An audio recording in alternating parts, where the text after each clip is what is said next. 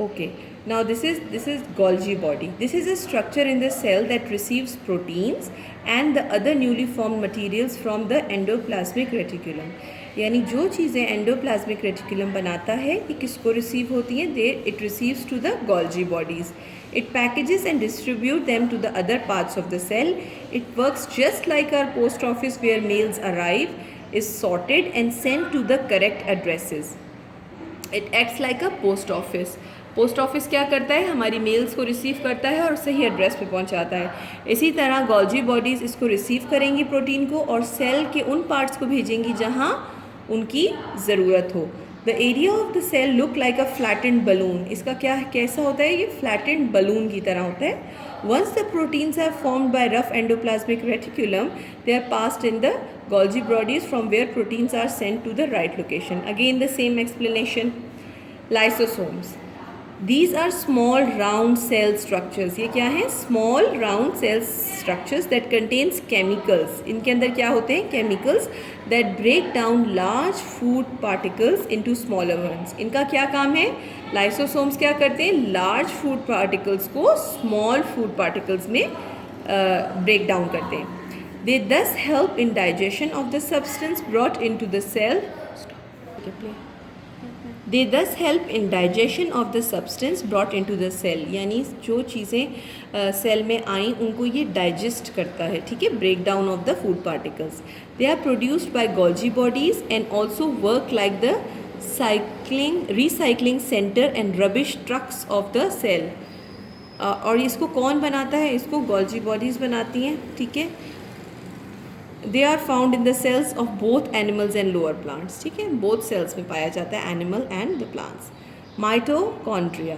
This organelle is known as power house of the cell. क्या कहलाता है ये? Power house of the cell, because it produces most of the energy of the cell by breaking down food molecules or glucose by cellular respiration. ठीक है, इसको इसलिए power house कहा जाता है बिकॉज इट प्रोड्यूसेस एनर्जी. जब food particles break होते हैं तो फूड पार्टिकल्स में से क्या रिलीज़ होता है? एनर्जी आती है. तो it is of the cell by breaking down food molecule और ग्लूकोज बाय सेल्यूलर रेस्पिरेशन. ठीक है, तो ये इनको एनर्जी मिलती है. Nucleus. In most cells the nucleus is the largest organelle of the cell. अच्छा, nucleus is the largest organelle of the cell. ठीक है, it looks like a ball and is where information is stored. यानी जिस तरह हमारा brain है, ठीक है, हमारी बॉडी का मेन हिस्सा, इसी तरह सेल का मेन हिस्सा क्या है? न्यूक्लियस. और इनके पास सारी इन्फॉर्मेशन आती है. It is the control centre of the cell. जैसे हमारा ब्रेन कंट्रोल सेंटर है, न्यूक्लियस का सेल का कंट्रोल सेंटर है. It directs all the cell activities and stores DNA. और ये क्या करता है? सेल की तमाम एक्टिविटीज़ को कंट्रोल करने वाला न्यूक्लियस है. और it also stores DNA. It contains the information needed to the protein. Chromosomes.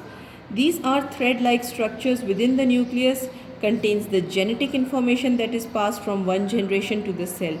Chromosomes thread-like होते हैं. Genetic means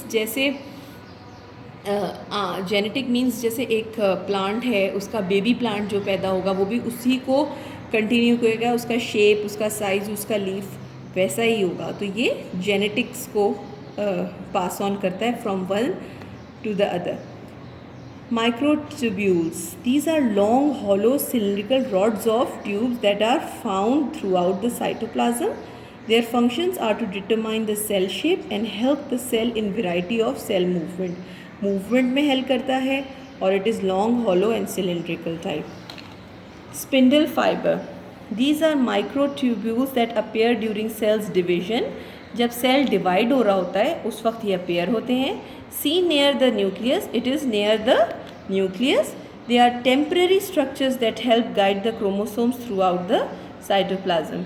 अब ये temporary हैं. Vacuole. Vacuole is a bag or sac-like structure found in both animals and plant cell. ये दोनों में पाया जाता है. The vacuole act like a storage area. ये एक storage area है. Its function is to store food. Food को store करना. और any variety of nutrients a cell might need to survive. यानी सेल को सर्वाइव करने के लिए जो न्यूट्रिएंट्स चाहिए वो भी इसके पास स्टोर होते हैं. They also store waste products which are sent out of the cell. अच्छा, ये वेस्ट प्रोडक्ट्स जो चीज़ें सेल से बाहर जानी होती है, ये उसको भी स्टोर करते हैं और फिर ये सेल से बाहर चले जाते हैं. Okay students, today we are going to read till vacuole. In the next class I will be telling you the difference between the animal cell and the plant cell.